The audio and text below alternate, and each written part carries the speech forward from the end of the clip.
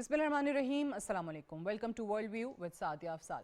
मशरिक़ वस्ता में जारी जंग का आज 7वां रोज़ है।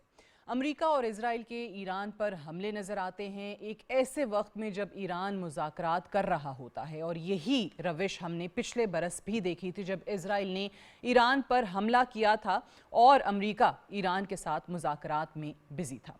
अब भी यही सूरत हाल है। अगर हम दोनों अतराफ से देखें तो कोई पीछे हटने को तैयार नहीं है, लेकिन ईरान की तरफ से वो जो मुज़ाहमत उन्होंने दिखाई है, अब खुद अमरीकी मीडिया के भी बहुत से लोग उसके मोतरफ नज़र आ रहे हैं। और ख़ुद अमरीका के अंदर एक सोच जो बहुत परवान चढ़ रही है कि हम इजराइल के लिए क्यों लड़ रहे हैं। आपने पिछले दिनों एक वीडियो भी देखी होगी जो कि सोशल मीडिया पे बहुत गर्दिश करती रही, जिसमें एक कांग्रेस हेयरिंग के दौरान का एक वाक़या है जिस पे एक शख्स मुज़ाहमत कर रहा है और कह रहा है कि हम अपने फ़ौजी और अपने शहरी क्यों मरवा रहे हैं एक ऐसी जंग के लिए जो हमारी है ही नहीं, हम इजराइल के लिए ये जंग क्यों लड़ रहे हैं। अगर सिर्फ ईरान में आप देखें तो अमरीकी और इजरायली हमलों के नतीजे में अब तक 1230 अफराद शहीद हो चुके हैं। फिर इजराइल के लेबनान पर भी हमले जारी हैं, उसमें भी 123 अफराद शहीद होने की तलात हैं। और ये जो कॉन्फ्लिक्ट है जिसके हवाले से पहले ही तमाम लोग वार्न कर रहे थे कि अगर अमरीका ने या इजराइल ने ईरान पर हमला किया तो ये मत सोचा जाए कि ये जंग सिर्फ और सिर्फ ईरान तक महदूद रहेगी, ये पूरे रीजन तक और पूरी दुनिया तक फैलने का भी इसमें भरपूर पोटेंशियल मौजूद है। अब पूरे खित्ते में आपको नज़र आ रहा है यूएस मिलिट्री बेसेस जो मिडिल ईस्ट के अंदर हैं, जहाँ जहाँ यूएस का फुटप्रिंट आपको नज़र आता है। जैसे ईरान ने कहा था जो अमरीकी इंटरेस्ट इन ममालिक के अंदर है, जो इनकी इकनॉमिक हब्स हैं, हम उनको टारगेट करेंगे। अच्छा, इस दौरान एक और चीज़ भी हो रही है। अब हम देखते हैं कि मिडिल ईस्ट की जो सूरत हाल है वो बहुत ही संगीन है, बहुत ही नाजुक है। अब आपस में भी कुछ ममालिक को लड़ाने की कोशिशें हो रही हैं, और जब जंग होती है तो दुश्मन ऐसी अपॉर्चुनिटीज़ को भी एक्सप्लॉइट करने की कोशिश करता है। जैसे एक खबर आई थी कि जी ईरान ने सऊदी अरब में एक हमला किया और उसमें ऑयल रिफाइनरी को निशाना बनाया है, और वहाँ पे जो अरामको है वो ऑपरेशंस वगैरह बंद करके चली गई है। फिर ईरान ने तरदीद की कि ये हमला ईरान की तरफ से नहीं हुआ है, सऊदी अरब की तरफ से भी बाद में उनके ऑफिशियल्स ने इंटेलिजेंस रिपोर्ट सामने आई कि ये हमला आखिर में पता ये चलता है कि इजराइल की तरफ से किया गया है ताकि एक रिफ्ट इन दोनों ममालिक के दरमियान क्रिएट की जा सके। फिर दूसरा इसी तरह का इंसिडेंट तुर्की के हवाले से रिपोर्ट हुआ जब तुर्की के फॉरेन मिनिस्टर ने ईरानी फॉरेन मिनिस्टर को फ़ोन भी किया, और फिर बाद में यही ईरान की तरफ से बताया गया कि ये वाला मिसाइल या ये वाला हमला भी ईरान की तरफ से नहीं हुआ। सो डेफिनेटली इसमें ऐसे अनासर जो दुश्मन अनासर हैं और जिन ममालिक को, खलीजी ममालिक को भी आपस में लड़ाने की कोशिश करें, ख़ास तौर से ईरान के साथ एक कॉन्फ्लिक्ट जो क्रिएट करना चाहते हैं और जो चालें हैं और जो साजिशें हैं इन मुस्लिम ममालिक को लेकर वो जारी हैं। अब आज एक अच्छी चीज़ या एक अच्छी खबर कह लीजिए जो कि ईरानी सदर की तरफ से बताई गई, वो ये कह रहे थे कि जी बहुत से ममालिक ने अब अपनी कोशिशें तेज़ कर दी हैं सालिसी के लिए। बहुत से लोग कहेंगे कि बिल्कुल हम सब मानते हैं कि जी डायलॉग से ही हल निकलता है और मुज़ाकरात से ही बात बनती है, जंगों के बाद में भी आखिर आपको टेबल पर ही आके बैठना पड़ता है और हल निकालना पड़ता है। सीज़ फायर के लिए भी ऐसा ही होता है। लेकिन यहाँ पे असल सवाल ये है कि सालिस भी मौजूद थे। मैं ओमान की बात कर रही हूँ जो कि ऑब्वियसली सालिसी का किरदार अदा कर रहा था। फर्स्ट राउंड ऑफ टॉक्स जो कि आपको ओमान में नज़र आया, और दूसरा राउंड ऑफ टॉक्स जो कि आपको स्विट्ज़रलैंड के शहर जिनीवा के अंदर नज़र आता है। लेकिन उस वक्त सालिस भी मौजूद थे, उस वक्त भी ऐसे लोग थे जो मुज़ाकरात के हामी थे। इनफैक्ट ईरान मुज़ाकरात का हिस्सा था, फिर भी ईरान पे हमला किया गया। तो इस बात की क्या गारंटी है, क्या अश्योरेंसेस ऐसी हैं, क्या ऐसी इंडिकेशंस मिल रही हैं कि जिससे ये कहा जा सकता है कि ये जंग तवालत नहीं पकड़ेगी, ये जंग तूल नहीं इख्तियार करेगी। इसी पर ज़रा पहले सेगमेंट में बात करते हैं। To talk more about this I am joined by very seasoned diplomat ambassador Javed Hussain साहब। आप ईरान में भी सफ़ीर रह चुके हैं। एम्बेसडर साहब, thank you very much for joining me on world view. सबसे पहले तो ये बताइएगा, दोनों अतराफ से हम देख रहे हैं कि अपनी बर्तरी या अपनी विक्ट्री क्लेम की जा रही है। امریکی اور اسرائیلی ٹیکنالوجی، ان کا سارا ایکوپمنٹ، ان کا ویپن، وہ ہمیشہ بات کی جاتی ہے کہ جی that is far superior than what Iran has, but Iran کی جو ملٹری اسٹریٹجی ہے اس نے سب کو حیران کیا ہے اور ایران بھرپور مقابلہ کر رہا ہے۔ انفیکٹ جو سی این این کی ابھی ریسنٹ ایک انویسٹیگیٹو سٹوریز پہ آئی ہے، باقاعدہ تحقیق کر کے وہ کہہ رہے ہیں کہ جو ایران کی برتری کا دعویٰ ہے وہ درست ہے، اس میں کافی حد تک سچائی موجود ہے، یہ سی این این کہہ رہا ہے۔ سو آپ دونوں طرف کی جو پوزیشن ہے اس کو فرسٹ آف آل وہ بتائیے، اس کو کیسے آپ اینالائز کرتے ہیں؟ ایک تو پہلے ہی بات یہ ہے کہ جو اسرائیل اور امریکہ کا جو حملہ تھا 28 فروری کو جو ایران پہ کیا گیا، جو سرپرائز اٹیک تھا، اور کیونکہ اس سے پہلے خبریں آ رہی تھی کہ بات چیت جو ایران اور امریکہ کے درمیان عمان کی ثالثی سے ہو رہی تھی، اس میں پروگریس ہو رہی ہے، تو اس اٹیک کا کوئی جواز نہیں بنتا۔ ایک تو یہ ہے، یعنی ایک لحاظ سے وہ it was in very bad faith. دوسری بات یہ ہے کہ وہ جو حملہ تھا وہ بین الاقوامی قوانین اور یو این چارٹر کے بالکل کھلم کھلا جو ہے خلاف ورزی تھی، اور اس لیے بھی اس کو کنڈیم کرنا چاہیے تھا، اور ہماری پاکستان گورنمنٹ نے بالکل مناسب طور پہ اس کو کنڈیم کیا۔ تیسرا یہ ہے کہ چونکہ انہوں نے سرپرائز اٹیک کیا تو اس لیے شروع میں وہ ایران کے اوپر کچھ جو ہے وہ ان کے اوپر ڈیمیج اور ان کے اوپر نقصانات جو ہے جانی اور مالی وہ امپوز کرنے میں یا انفلکٹ کرنے میں جو اسرائیل اور امریکہ کامیاب ہوئے، اور ایک لحاظ سے ان کے پاس ملٹری پاور بھی ایران سے زیادہ ہے، ٹیکنالوجی بھی ان کی زیادہ ایڈوانس ہے، سو اس لیے اس میدان میں تو ان کو تھوڑی سی برتری حاصل ہے۔ لیکن یہ چیز قابل داد ہے کہ جو ایران نے حوصلہ نہیں ہارا اور انہوں نے جوابی حملے کر کے اسرائیل پہ حملے کیے ہیں، اور جو امریکن بیسز ہیں دا گلف ریجن ان کے اوپر بھی حملے کیے ہیں، اور اس میں اچھا خاصا ان کو بھی نقصان پہنچایا ہے، جیسے کہ آپ فرما رہی تھیں ابھی کہ سی این این کی میرے خیال میں آج کی رپورٹ ہے جس میں انہوں نے انویسٹیگیشن کی ہے، اور پتہ چلا ہے کہ کافی سارے جو ایران کے دعوے تھے کہ انہوں نے ریڈار کو تباہ کیا ہے امریکن، اور دوسرے کچھ ان کے جو میسائل کی انسٹالیشنز تھیں ان کو بھی نقصان پہنچایا ہے۔ تو اس سے لگتا ہے کہ ایران بھی جوابی کارروائی میں کسی حد تک اس کو کامیابی حاصل ہوئی ہے۔ اب سوال یہ پیدا ہوتا ہے کہ یہ سلسلہ جو ہے کس طرف جائے گا، کب تک یہ اس لڑائی جاری رہے گی، اور آخر پہ ان دا لانگ رن کس کا پلہ بھاری ہوگا۔ تو یہ ایک اس کے اوپر کو حتمی رائے دینا تو مشکل ہے۔ سب سے بڑی بات تو یہ ہے کہ اگر ایرانی قوم ایک جذبے کے ساتھ لڑے گی اور آپس میں ان کے اتحاد اور اتفاق ہوگا تو پھر امریکہ اور اسرائیل کے لیے ایران میں یعنی زمینی حملہ کرنا تو بالکل ہی بہت مشکل ہو جائے گا، اور ان کو ان دا لانگ رن پھر اپنے مقاصد حاصل کرنے میں کامیابی نہیں ہوگی۔ اور اس یہ ایک اور چیز جو میں واضح کرنا چاہتا ہوں وہ یہ ہے کہ یہ جو حملہ کیا گیا ہے، چونکہ یہ ایک بین الاقوامی قوانین کی کھلم کھلا خلاف ورزی ہے، یو این چارٹر کی بھی، تو ایک لحاظ سے امریکہ نے وہ جو ایک زمانے میں ایک وہ دعویٰ کیا کرتے تھے کہ جی ہم رولز بیسڈ آرڈر کے مطابق ایکٹیویٹیز کرتے ہیں، اس کو تو انہوں نے میرا خیال میں پہلے بھی کئی دفعہ ایسی حرکتیں کی ہیں جس سے اس کو نقصان پہنچا ہے، اور یہ جو حملہ ایران پہ کیا ہے اس سے بھی اس آرڈر کو ڈس آرڈر میں انہوں نے بدل دیا ہے۔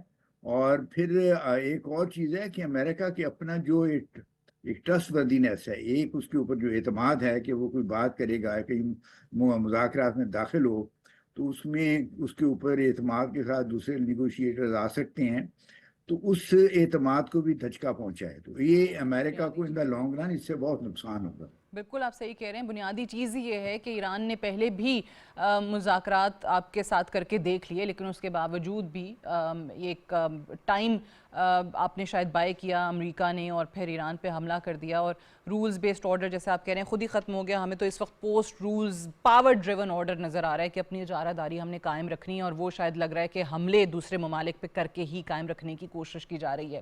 اب یہ فرمائیے گا کہ اس وقت امریکہ کے اندر بھی خاص طور سے ہم دیکھ رہے ہیں کہ ایک کافی مخالفت اس چیز کی ہے۔ I'm not talking about Democrats only، وہ تو اپوزیشن میں ہیں، حالانکہ جب وہ بھی پاور میں تھے تو انہوں نے بھی کچھ خاص مختلف اس سے نہیں کیا ہے، لیکن عوام کی طرف سے اور وہ لوگ جو پریزیڈنٹ ٹرمپ کے لیے ایک ٹائم پہ الیکشن کے اندر لابنگ کیا کرتے تھے، وہ بھی اب اس پہ لکھ رہے ہیں، بات کر رہے ہیں. اور جو کانگریس کی ہیئرنگ کے دوران واقعہ پیش آیا، اب لوگ سوال ہی اٹھا رہے ہیں کہ یہ جنگ آخر امریکہ کی ہے بھی یا نہیں، اور اپنی گورنمنٹ سے پوچھ رہے ہیں کہ ہم کیوں اسرائیل کی یہ جنگ لڑ رہے ہیں. ایک ہاؤس آف ریپریزنٹیٹیوز کے اندر جو ریزولوشن آیا وہ تو چلیں پاس نہیں ہوا، بٹ بڑا نیرو مارجن تھا 212 اور 219 سے کہ جی وہ کانگریس کو اختیار ہونا چاہیے اور پریزیڈنٹ کے پاس جنگ کرنے کا اختیار نہیں ہونا چاہیے. بٹ آپ کو لگ رہا ہے کہ آہستہ آہستہ اوپینین بہت حد تک تبدیل ہو چکا ہے؟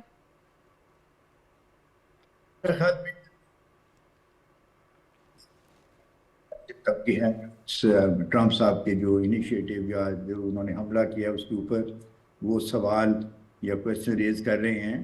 اور چونکہ ابھی تک ٹرمپ اور ان کے جو ہم رفقائے کار ہیں جیسے سیکرٹری آف اسٹیٹ ہیں یا ڈیفنس سیکرٹری ہیں، وہ کوئی کھل کے واضح طور پہ کوئی کنونسنگ آرگومنٹ نہیں دے سکے کہ جب ٹاکس میں پروگریس ہو رہی تھی تو ان کو حملے کرنے کی کیا ضرورت پیش آئی. تو یہ ایک لحاظ سے اس میں امریکہ کی اپنی بہت بے حرمتی اور بے عزتی ہوئی ہے کہ دنیا میں امریکہ جو ہے ایک ایکسپوز ہو گیا ہے کہ وہ، جیسے آپ نے ابھی بھی کہا، کہ وہ پاور ڈریون ملک ہے، پاور کے بیسس پہ فیصلے کرتا ہے اور پاور کی خاطر وہ کچھ بھی کرنے کے لیے تیار ہے. تو یہ امریکہ کے لیے، جیسے میں نے پہلے عرض کیا ہے کہ ان دا لانگ رن امریکہ کو اس سے بہت نقصان پہنچے گا. دوسری جو میجر پاورز ہیں، چائنا ہے، رشیا ہے، دوسری اور مختلف کانٹیننٹس میں بڑی پاورز ہیں، برازیل ہے، یہ دیکھ رہے ہیں اور وہ اپنے نتائج اخذ کر رہے ہیں. کل کو کوئی ان کے ساتھ اگر امریکہ کوئی مذاکرات کرنا چاہے گا یا کرنے کی ضرورت پیش آئے گی تو ان کو امریکہ پہ کوئی اعتماد نہیں ہوگا. اور یہ بہت بڑی ایک چیز ہے جو اگر ایک ملک جو ہے وہ دنیا کا ٹرسٹ ہی کھو دیتا ہے. تو اب جہاں تک امریکہ میں آپ کی بات ٹھیک ہے کہ وہاں پہ سوال ہو رہے ہیں کہ، اور اس چیز کے کہ نظر آ رہا ہے ان کو، لوگوں کو، اور اس کی کھلم کھلا ریکگنیشن بھی ہو رہی ہے کہ ٹرمپ صاحب نے جو یہ قدم اٹھایا ہے بالکل غیر مناسب تھا، بین الاقوامی قوانین کی خلاف ورزی تھی. ٹاکس میں پروگرس ہو رہی تھی اس لیے بھی غیر مناسب تھا. تو ان حالات میں وہ ٹرمپ ایڈمنسٹریشن کو مورد الزام اور اس کے اوپر ٹھہرا رہے ہیں اور اس کے اوپر کرٹیسزم بھی ہو رہا ہے. صحیح کہہ رہے ہیں آپ. اور دوسرا اوبیسلی جو اکانومی خود بہت مشکلات کا شکار ہو، آپ اس پہ مزید بوجھ ڈال دیں، ایک ملک کی ساورنٹی کو چیلنج کرتے ہوئے اس پہ حملہ کر کے، اس پہ بھی بات ہو رہی ہے. اب ایران کے مکمل قبضے میں ہے اسٹریٹ آف ہارموز، اس سے اوبیسلی نقصان ہے. گلوبل آئل پرائسز جو ہیں وہ بہت زیادہ بڑھ گئی ہیں. اور ایک جو رپورٹ سامنے آئی ہے کہ ایران سے نمٹنے کے لیے امریکہ ڈیلی $1 بلین لگا رہا ہے. یہ ڈیلی کا خرچہ ان کا ہے صرف اور صرف ایران کو ٹیکل کرنے کے لیے. سو آپ کو کیا لگتا ہے کہ given there economy right now یہ کتنا اس کو سسٹین کر سکتے ہیں مزید؟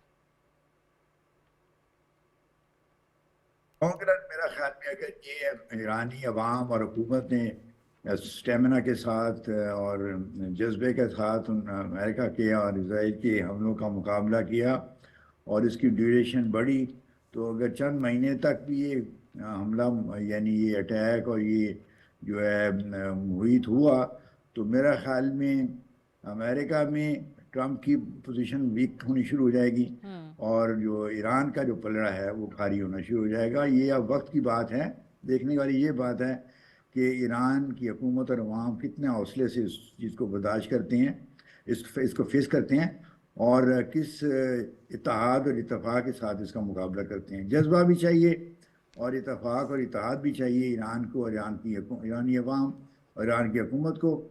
اگر خدا نہ خواستہ ان کی آپس میں کوئی پھوٹ پڑ گئی یا کوئی جذبے میں کمی آ گئی تو پھر ایران کو نقصان پہنچ سکتا ہے. لیکن مجھے پورا یقین ہے، میں وہاں پہ آفٹر آل 5-6 سال تقریباً رہا ہوں ایمبیسڈر. ایرانی جو حکومت اور عوام کسی حوصلے سے کام لیں گے اور اس جو ان کے اوپر ایک ظلم ڈھایا گیا ہے امریکہ کی طرف سے اور اسرائیل کی طرف سے، اس کا مقابلہ کریں گے. آپ کو یاد ہوگا کہ 1980 میں امریکہ اور دوسرے ویسٹرن پاورز کی حوصلہ افزائی انکریجمنٹ پہ صدام حسین نے ایران پہ حملہ کیا تھا اور وہ لڑائی 8 سال چلی، اس 8 سال میں وہ جو ہے وہ عراق کو ویسٹرن پاس کی پوری مدد اور شے حاصل تھی، اس کے باوجود وہ کوئی خاص قسم کا کوئی ایڈوانٹیج ایران کے اوپر گین نہیں کر سکا۔ تو یہ تو وہ تو پھر بھی جو ہے عراق اس وقت ایک نیبرنگ کنٹری تھا۔ امریکہ کا اتنی دور سے آ کے حملہ کرنا اور اس کو پھر سسٹین کرنا فار اے لانگ ٹائم، وہ آسان بات نہیں ہے، اور اس میں میرا خیال میں ان کو ناکامی ثابت ہوگی۔ اور یہ افغانستان کا بھی آپ دیکھ لیں، یہ 20 سال کی لڑائی کے بعد امریکہ کو وہاں سے نکلنا پڑا، اور نکلنا یہ پڑا کہ جس کو گورنمنٹ کو انہوں نے اتارا تھا یا ٹاپل کیا تھا، وہ جب گئے تو وہی گورنمنٹ دوبارہ برسر اقتدار آ گئی۔ تو ایک دوسرے کانٹیننٹ میں جا کے ایک ملک پہ حملہ کر کے یہ توقع کرنا کہ وہ بالکل آپ کو وہ گورنمنٹ گر جائے گی، جبکہ ملک اتنا بڑا ہو جیسے ایران ہے، تقریباً 9 کروڑ کی ان کی آبادی ہے، ان کی ٹیریٹری جو ہے پاکستان سے تقریباً 2 گنا ہے بڑی ہے، اور ان کے پاس اپنے ریسورسز بڑے ہیں، آئل ہے، گیس ہے، ان کے پاس کول ہے، آئرن ہے، یورینیم ہے، اور ان کے لوگ جو ہیں وہ اچھے پڑھے لکھے ہیں، ان کو ایسے نہیں ہے کہ خدا نخواستہ وہ ان کو دنیا کے ماڈرن ورلڈ کا پتہ نہیں ہے۔ تو اس لیے میرا خیال میں امریکہ نے بہت یہ غلطی کی ہے یہ حملہ کر کے۔ بالکل صحیح کہہ رہے ہیں، اور اس کی مخالفت امریکہ کے اندر بھی نظر آ رہی ہے۔ اب یہ ہم دیکھتے ہیں کہ پریزیڈنٹ ٹرمپ خاص طور سے جب وہ کہتے رہے کہ جی میں دنیا میں جنگیں رکوا رہا ہوں، اس چیز کا کریڈٹ لیتے رہے، وہیں پر وینیزویلا پہ حملہ بھی ہو جاتا ہے، پھر گرین لینڈ کا بھی وہ سٹیٹمنٹ آ جاتا ہے، ایران پہ بھی حملہ ہو جاتا ہے، اب وہ کیوبا کے خلاف بھی کارروائی کرنے کی بات کر رہے ہیں۔ سو اب آپ کو کیا لگتا ہے کہ اسپیسیفکلی اگر ایران کو ہم دیکھیں تو ان کا جو ایکچوئل مشن تھا کہ جی یہاں پہ ریجیم چینج ہو جائے، اس میں تو وہ ناکام ہیں؟ اگر ایک آپ نے وہاں پر شہادت دیکھی ہے، سید علی خامنائی کی شہادت، ان کے فیملی ممبرز، ان کے اعلیٰ ترین کمانڈرز اس میں شہید ہوئے ہیں، بٹ کاؤنسل بن گئی ہے، وہ نئے سپریم لیڈر کا انتخاب کرے گی، اور رپورٹس یہ بھی آ رہی ہیں کہ شاید سید علی خامنائی شہید نہیں، اپنے بیٹے مجتبیٰ خامنائی کو نامزد بھی کیا تھا۔ وہاں پہ پریزیڈنٹ ٹرمپ نے یہ بیان دیا کہ جو بھی اگلا سپریم لیڈر ہوگا وہ میرے مشورے سے ہوگا۔ یہ معصومیت ہے ان کی؟ کیا ان کو علم نہیں ہے؟ یہ کیسے پاسبل ہے کہ جی ایران کے سپریم لیڈر کے فیصلے میں ان کا اختیار جو ہے ٹرمپ صاحب کو مل جائے؟ یہ تو بالکل ان کی خام خیالی ہے۔ جو ایران جس صورتحال سے گزر رہا ہے اس میں یہ توقع کرنا کہ ایران کے سپریم لیڈر کے چوائس میں کوئی ٹرمپ کا یا امریکہ کا کوئی رول ہو سکتا ہے، یہ ہوگا، تو وہ تو بالکل ہی سوال ہی نہیں پیدا ہوتا۔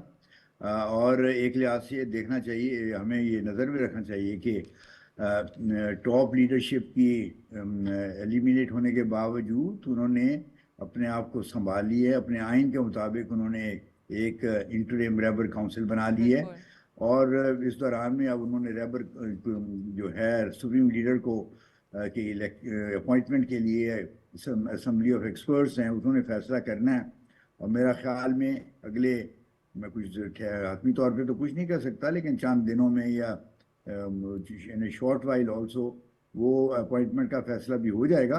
اور یہ ٹرمپ صاحب کا یہ کرنا کہ جو بھی لیڈر بنے گا ہم اس کو بھی اڑا دیں گے یا اس کو ختم کر دیں گے، یہ ایک ایگریسو مائنڈ سیٹ کی نشاندہی کرتی ہے، اور امریکہ کی اپنی جو امپیریلسٹک پالیسی ہے جو انہوں نے 19 سینچری سے پہلے لیٹن امریکہ میں پرسو کی اور سیکنڈ ورلڈ وار کے بعد سے انہوں نے باقی دنیا میں پرسو کی ہوئی ہے،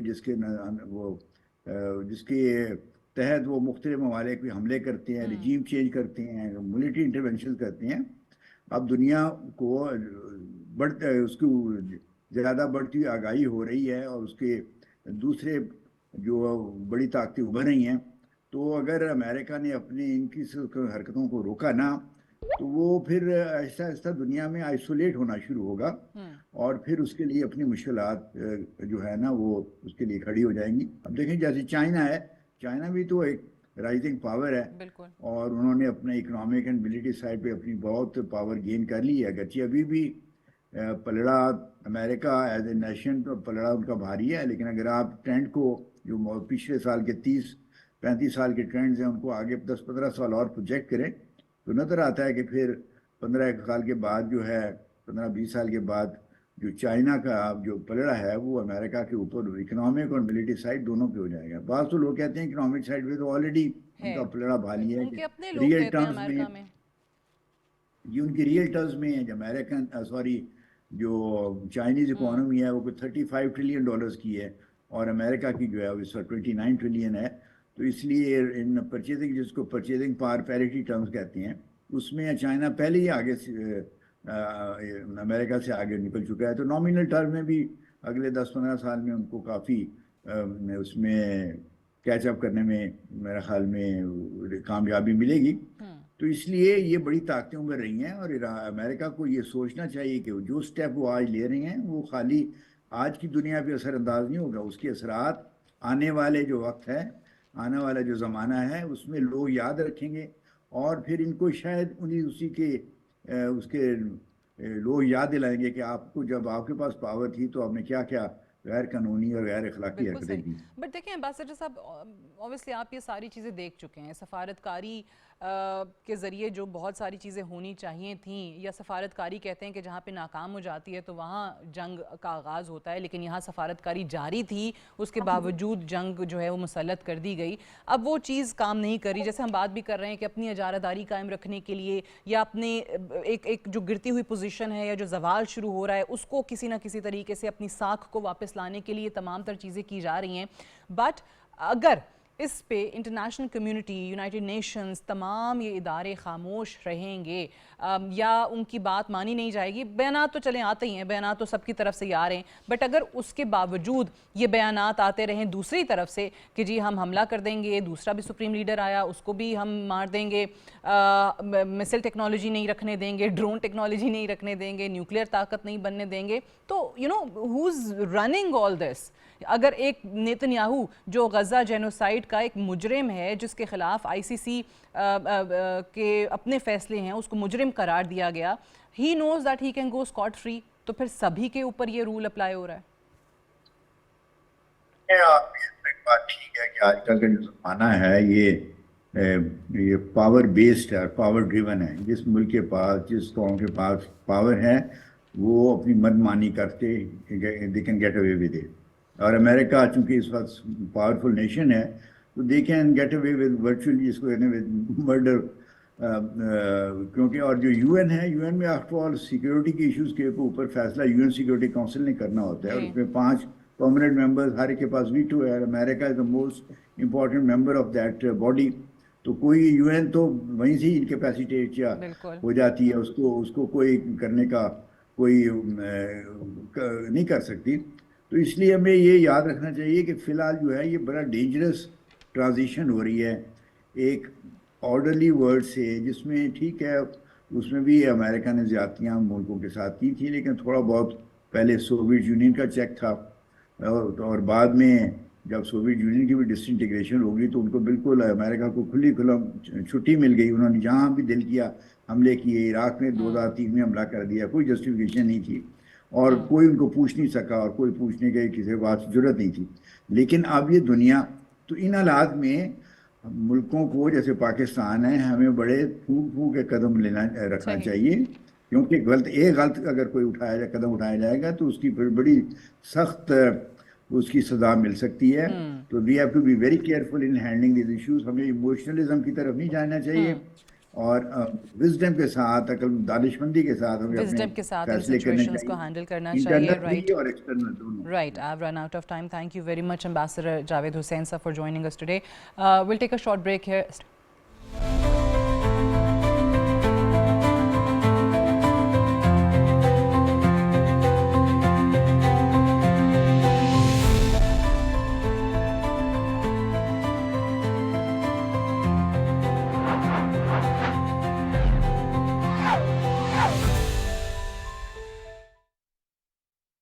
برکتوں اور رحمتوں کی نوید, مغفرت اور قرب الہی کا ذریعہ, رمضان المبارک کی نورانی ساعتوں میں پی ٹی وی نیوز پیش کر رہا ہے خصوصی اور بابرکت رمضان ٹرانسمیشن نور رمضان.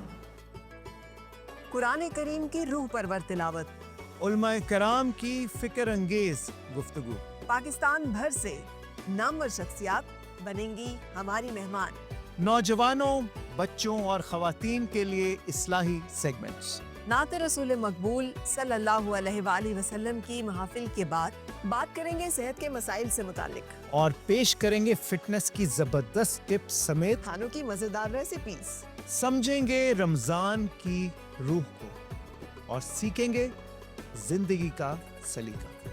आइए इस रमज़ान मुबारक अपने दिलों को मुनव्वर कीजिए। मैं हूँ सैयद फारूक हसन और मैं हूँ फरा सादिया। हम आपके लिए लेकर आ रहे हैं यकम रमज़ान ता चांद रात, खसूसी transmission Noor Ramzan.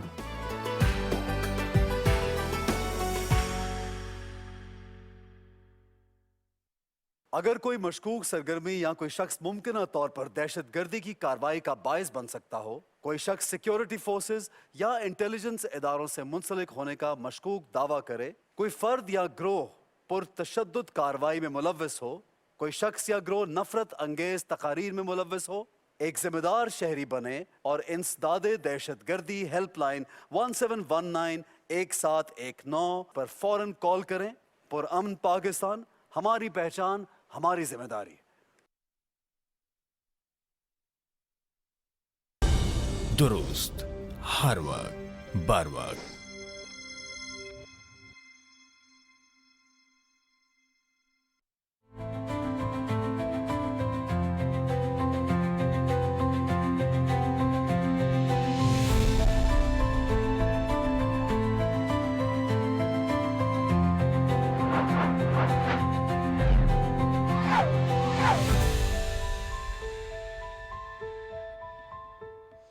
Welcome back to world view with Sadia अफसाल। हम ब्रेक पे जाने से पहले बात कर रहे थे कि मशरिक़ वस्ता में ये जो जंग है 7वें रोज़ में दाखिल हो चुकी है, और इस वक्त भी अगर आप देखें तो ईरान की तरफ से भरपूर जवाबी कार्रवाई की जा रही है। अमेरिका और इज़राइल ने ये जो जारहियत दिखाई है ईरान पे हमले करके, आपको नज़र आ रहा है कि ईरान उनसे डरा नहीं है, पीछे नहीं हटा है और वो मुज़ाहमत जारी है। और यही वजह है कि जैसे मैंने पहले भी हवाला दिया था कि जो आज CNN की बाकायदा इन्वेस्टिगेटिव स्टोरी आई है जिसमें तहकीक करके उन्होंने बताया है कि जो ईरान की तरफ से अभी तक बर्तरी का या जीत का दावा किया जा रहा है वो दुरुस्त है, उनकी जंगी कामयाबियों की तस्दीक की है, किसी और ने नहीं, CNN ने। और ये भी कहा है कि ईरान की तरफ से जो ये दावा सामने आया है कि हमने अमेरिका के साथ इस जंग के आगाज़ में ही अमरीकी दिफाई निज़ाम तबाह कर दिया था, ये भी दुरुस्त है।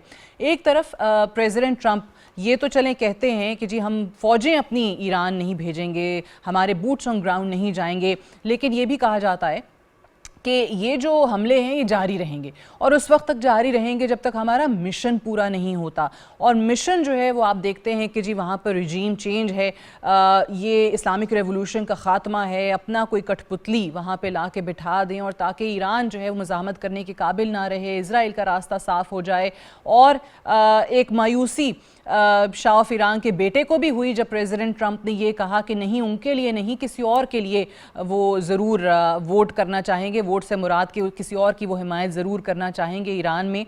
लेकिन वो साहब जो तैयार बैठे थे ईरान को टेक ओवर करने के लिए, उनको प्रेसिडेंट ट्रंप के बयान से मायूसी हुई। फिर प्रेसिडेंट ट्रंप ने यहाँ तक कह दिया कि जो अगला सुप्रीम लीडर होगा वो भी मेरे मशवरे से होना चाहिए। अब इस पे ऑब्वियसली हंसा ही जा सकता है जो इस किस्म का बयान आया है कि कैसे सोच लिया गया कि ईरान में कोई अगर सुप्रीम लीडर आता है तो वो उनके मशवरे के बाद आएगा। फिर प्रेसिडेंट ट्रंप की तरफ से वेनेजुएला, ग्रीनलैंड का बयान, ईरान पे हमला और अब क्यूबा के ख़िलाफ़ वो कार्रवाई की बात कर रहे हैं। इस पे उनके अपने मुल्क के अंदर आपको बहुत ज़्यादा तनकीद होती हुई इन पे नज़र आ रही है। ख़ास तौर से हमें वो जो रूल्स बेस्ड ऑर्डर है जिसका यूनाइटेड स्टेट्स बड़ा हामी रहा और कायम करने वालों में रहा, वो तो ख़त्म हो चुका है। इस वक्त हमें पोस्ट रूल्स एक पावर ड्रिवन ऑर्डर नज़र आ रहा है और अमेरिका के अंदर भी ये सवाल उठ रहे हैं कि आप ये सब कुछ इज़राइल के लिए कर रहे हैं, ये जंग भी जो ईरान के साथ है वो हमारी नहीं है। फिर ऐसे में पाकिस्तान जैसा मुल्क जिसके एक तरफ ईरान है, एक तरफ अफ़गानिस्तान है, वहाँ पर अफ़गानिस्तान में हम बिज़ी हैं, ईरान के हालात आपके सामने हैं, और फिर एक तरफ इंडिया है। अब भारत के हवाले से अगर आप बात करें तो उन्होंने 5 रोज़ के बाद बल्कि 6 दिनों के बाद खामोशी तोड़ी है और ईरान के हवाले से कोई बयान दिया है, और वो भी बड़ा आप कह लीजिए कि जी एक सियासी किस्म का बयान था और कि जी ये ख़त्म हो जाना चाहिए मामला और डिप्लोमेसी से हल हो जानी चाहिए चीज़ें। हालांकि ये वही भारत है कि जब 2024 में ईरान के उस वक्त के सदर इब्राहिम रईसी का हेलीकॉप्टर हादसे का शिकार हुआ था और उसमें उनकी शहादत हुई थी, तो इंडिया ने यौम सोग का ऐलान किया था। और ख़ास तौर से अगर सुप्रीम लीडर सैयद अली ख़ामनाई की आप बात करते हैं तो उन्होंने कुछ ऐसे बयानात दिए थे जो भारत में बड़े नागवार गुजरे थे। मिसाल के तौर पे कश्मीर के हवाले से जो उनका स्टैंस था, इंडिया के अंदर जो अक़लियतें हैं उनके हवाले से उनका जो स्टैंस था, ये इंडिया में कुछ ख़ास पसंद नहीं किया गया था। और एक ऐसे वक्त में जब भारत इजराइल के साथ अपनी क़ुर्बतें बढ़ा रहा है, टाइमिंग भी देख लीजिए, उससे पहले वो उनका दौरा होता है नरेंद्र मोदी का, वो नेतन्याहू के साथ मिलते हैं, ट्रेड डील की बातें हो रही हैं, डिफेंस डील की बातें हो रही हैं, और फिर वो ये तासुर नहीं देना चाहते कि हम ईरान के कहीं से भी कोई फेवर में बयान दें और फिर इजराइल और अमेरिका की क़ुर्बत जो है वो उस तरीके से हासिल ना हो सके। इन तमाम सूरत हाल पर ज़रा बात करते हैं। आज प्रोग्राम में हमें ज्वाइन कर रहे हैं एयर मार्शल शाहिद अख्तर अलवी साहब, farmer ambassador to Syria and farmer air अटैचे to India. बहुत बहुत शुक्रिया एयर मार्शल साहब for joining me today on world view. सबसे पहले इंडिया से ही बात शुरू कर लेते हैं। आप वहाँ ख़ुद भी रहे हैं, आपने देखे हैं हालात, ये आपको क्या नज़र आ रहा है कि इतनी क़ुर्बत भारत की और ईरान की, ख़ास तौर से चाबहार पोर्ट जब तक उनके इस्तेमाल में रही और जब तक उनको फ़ायदा था, जब तक वो पाकिस्तान को जो है वो डिस्टेबलाइज़ वहाँ से कर सकते थे, तब तक तो बहुत अच्छे ताल्लुकात थे। अब इतनी खामोशी क्यों है? अब जब से ब्रिक्स की भी ख़ास तौर से सदारत, चेयरमैनशिप भारत के पास गई है, ब्रिक्स की तरफ से भी कोई बयान नहीं आया, हालांकि ईरान उसका मेंबर है। देखें, मैं हालात को देखते हुए ये आपको बता सकता हूँ कि जिसको कहते हैं ना कि इंडियन वो गूज is cooked in waste Asia, India अपना वेस्ट एशिया में इन्फ्लुएंस खत्म उसका हो गया है। और ये स्टार्ट हुआ था जब इजराइल और गजा में जंग चल रही थी। उस वक्त लोग सीरिया में बड़े हैरान थे और मुझसे इस बड़ा ताज्जुब उनको होता था कि ये इंडिया क्यों नहीं इसके खिलाफ स्टेटमेंट दे रहा। लेकिन इसके पीछे जाहिर है जो मोदी साहब हैं, उनकी जो एक साइकी है वो बहुत ज़्यादा मैच कर रही है नेतन्याहू की साइकी के साथ। सो ये दोनों जब मैच हो गई हैं तो दे go against the interest of the Muslim world. और फिर इस जंग में लोगों ने जो देखा, तो मेरे ख्याल में इंडिया अपनी गुडविल जो है, एटलीस्ट जो अरब वर्ल्ड है उसकी पॉपुलेशन में, तो डेफिनेटली इट हैज़ लॉस्ट। हुक्मरानों के साथ वेल इंटरेस्ट बेस्ड रिलेशनशिप चलेंगे, but India is a net loser in this whole game.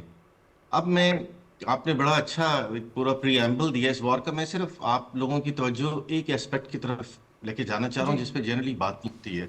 देखिए, हम लोग बात कर रहे हैं ईरान की डिस्ट्रक्शन की, हम बात कर रहे हैं कि गल्फ में अटैक आ रहे हैं, हम बात कर रहे हैं ईरान का स्टेमिना कितना है। अच्छा, इन सारी चीज़ों पे डिस्कशंस चल रही हैं, ट्रम्प साहब की जो एक पर्सनैलिटी उस पर। बट मुझे सिर्फ एक चीज़ का जवाब दीजिए कि ये जंग जो है और इसका नुकसान वो किसको हो रहा है? वो सिर्फ ईरान को नहीं हो रहा, वो मुस्लिम वर्ल्ड को हो रहा है। आप देखिए, इस वक्त 26 के करीब कंट्रीज इसके अंदर इन्वॉल्व हो चुके हुए हैं। That's not a small figure, सारे के सारे मुस्लिम कंट्रीज हैं ऑलमोस्ट। सो इसका मतलब है कि आज हमें ये डिसीजन लेना पड़े कि इस वॉर में हमें किसका साथ देना है, तो ये बात बड़ी क्लियर हो जाती है। तो आप हमें सबसे पहले तो कॉन्सेप्चुअली ये क्लियर होना चाहिए कि ये this war is against the reason, this war is against the Muslim world. और बदकिस्मती से इस वॉर को, बड़ी बदकिस्मती कि उन्होंने रिलीजियस एंगल दे दिया है।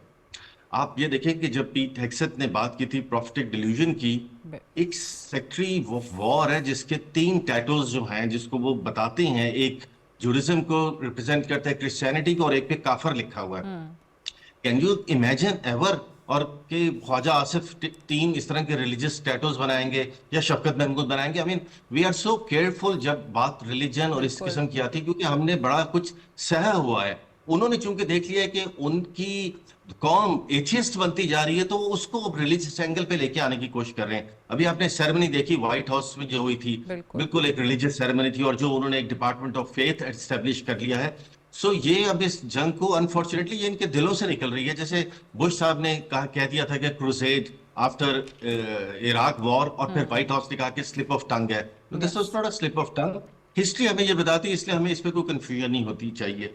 सो इस वॉर में राइट कौन है, रॉन्ग कौन है, اس کا تو کوئی confusion I think Muslim world کو نہیں ہونی نہیں چاہیے. That's true. اور انفارچونیٹلی اس چیز کو بھی ہوا دینے کے لیے کافی لوگ کوشش کر رہے ہوتے ہیں. اور میں پہلے بھی حوالہ دے رہی تھی, خاص طور سے جو سعودی عرب پہ آئل ریفائنری کا اٹیک تھا, ایران ڈینائڈ دیٹ. اوبویسلی وہاں پہ جو فورن ایلیمنٹس ہیں وہ اس کو ایکسپلوئٹ کرنے کی کوشش میں ہیں کہ کسی طریقے سے آپس میں آپ لڑوا دیں ان ممالک کو اور کچھ ہو جائے. یہ بتائیے گا, اس پہ میں بتا سکتا ہوں آپ کو. جی ضرور بتائیے گا. اس میں ایک چیز اور ایڈ کر دیجیے گا کہ آپ کو یاد ہوگا کہ U S secretary of state Marco Rubio نے ایک بیان دیا تھا کہ ایران کے ساتھ مذاکرات بڑا مشکل کام ہے, اور پھر آگے یہ بھی کہا تھا کہ وہ لوگ جو شہادت کو میراث سمجھتے ہوں ایسے لوگوں سے مذاکرات کیسے ہو سکتے ہیں. اینڈ دین آفٹر دی شہادت آف سید علی خامنائی فوری طور پہ بیان آیا کہ جی اب ایران کے ساتھ مذاکرات بڑے آسان ہو گئے ہیں. ڈو یو ریئلی تھنک کہ وہاں پہ صرف اور صرف ایک سپریم لیڈر کی تبدیلی سے معاملات امریکہ کے فیور میں چلے جائیں گے؟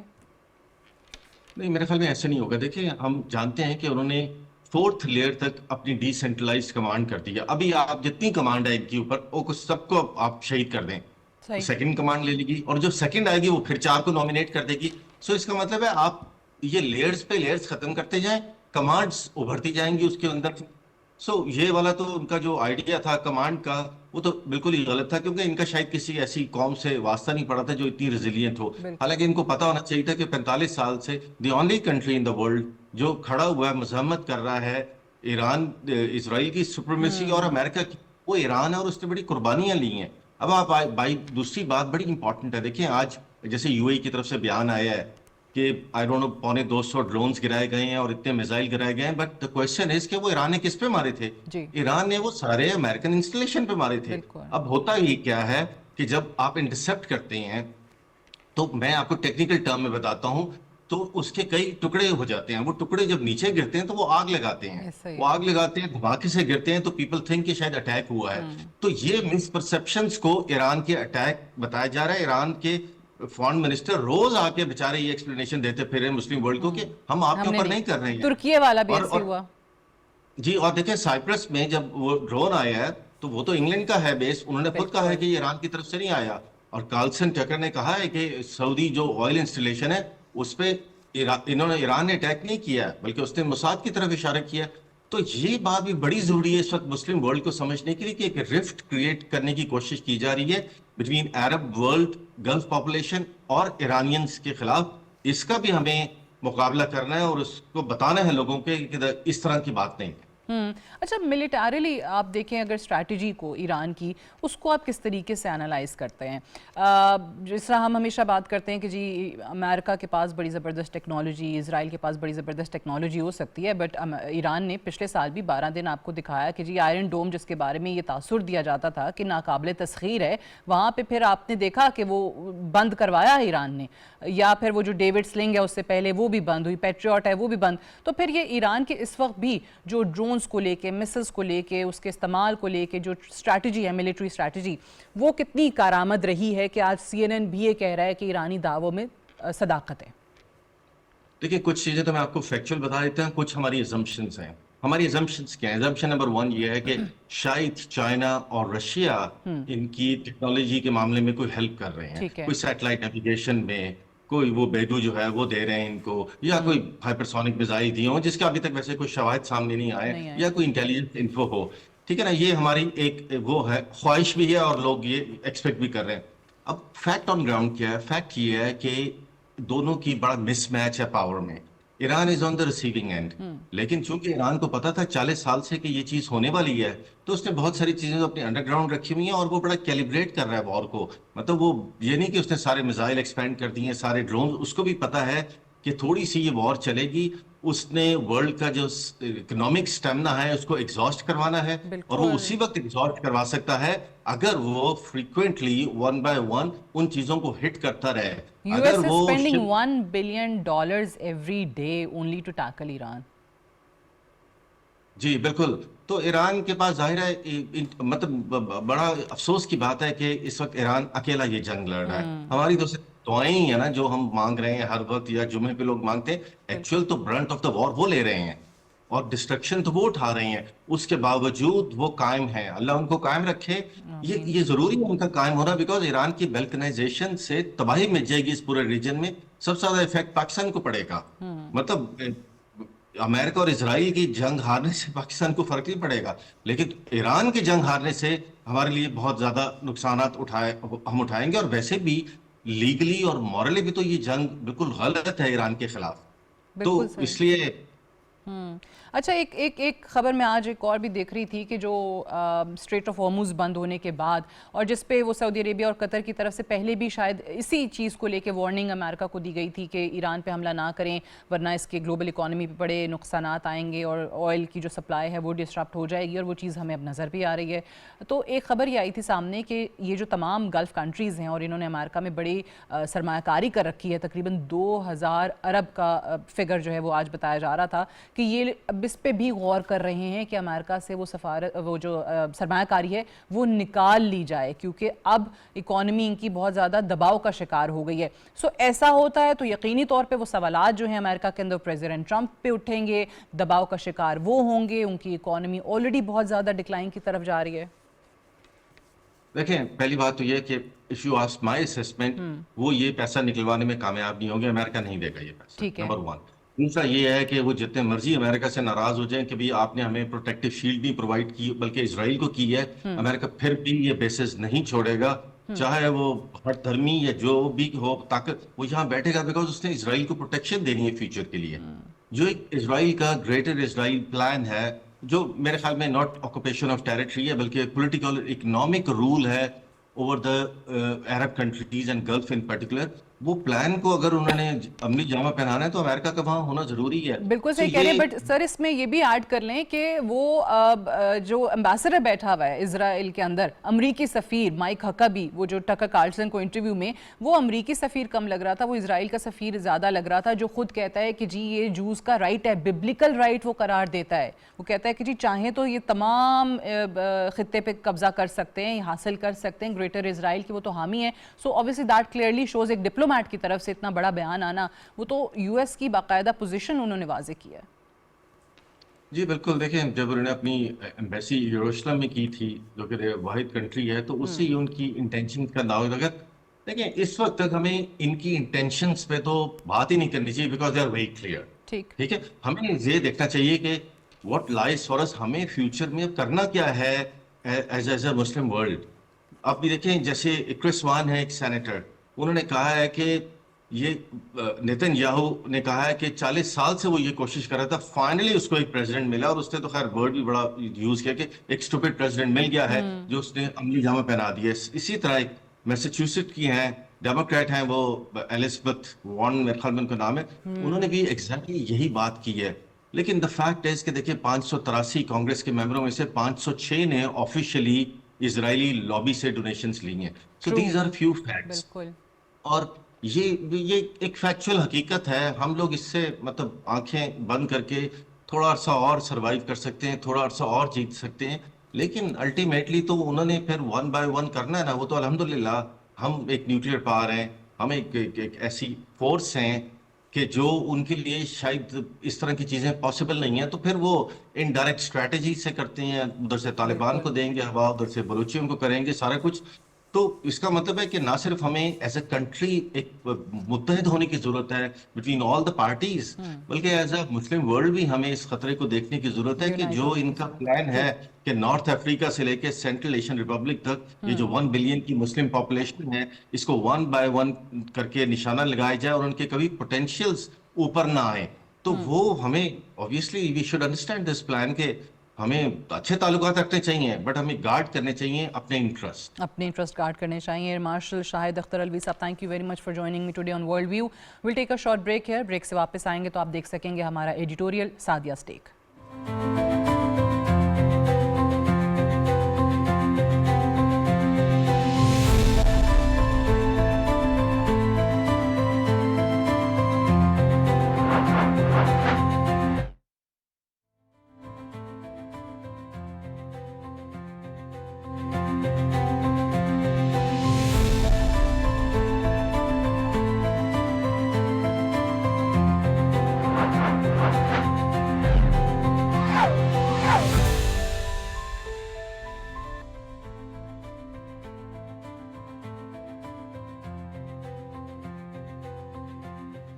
آج دنیا ایک بار پھر ایک خطرناک موڑ پر کھڑی ہے۔ مشرق وسطیٰ میں ایران، امریکہ اور اسرائیل کے درمیان بڑھتی کشیدگی نہ صرف ایک علاقائی جنگ کا خطرہ پیدا کر رہی ہے، بلکہ یہ عالمی امن کے لیے بھی ایک سنگین خطرہ بنتی جا رہی ہے۔